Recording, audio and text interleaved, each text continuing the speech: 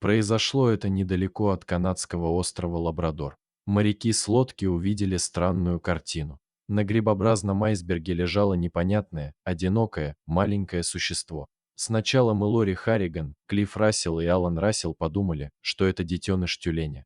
Но подойдя поближе, они что-то увидели. На айсберге, в открытом море дрейфовал продрогший до костей еле живой щенок песца. Животное вышло на лед в поисках пищи, но попалось в ловушку. Оторванную глыбу льда унесло в открытое море. Корабль подошел ближе.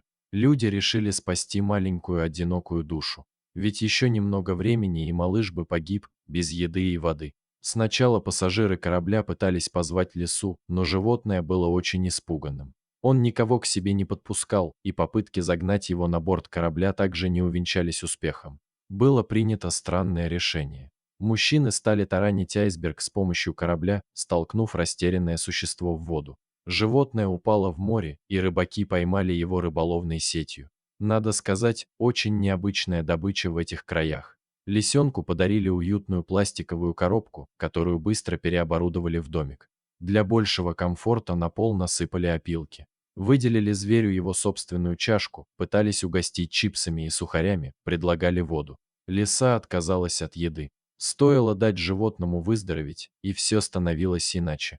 Лисенок высох, согрелся и ожил. Люди заботились о нем. Он стал с благодарностью смотреть рыбакам в глаза, похорошел и отведал баварских сосисок. Прошло совсем немного времени, и малыш полностью освоился. Он стал чаще покидать свое убежище и, наконец, перестал бояться людей. Он начал свободно бродить по кораблю. Рыбакам удалось привязаться к песцу. Он радовал их своей любознательностью и полным отсутствием агрессии. Его здоровье значительно улучшилось. По прибытии на сушу было принято решение выпустить его на волю. Вот так простое участие и благородное желание помочь несчастному существу еще больше сплотили команду и помогли зверьку выжить. Спасибо за просмотр, подписывайтесь на канал, а также ставьте лайки и пишите комментарии, что думаете по поводу этой истории.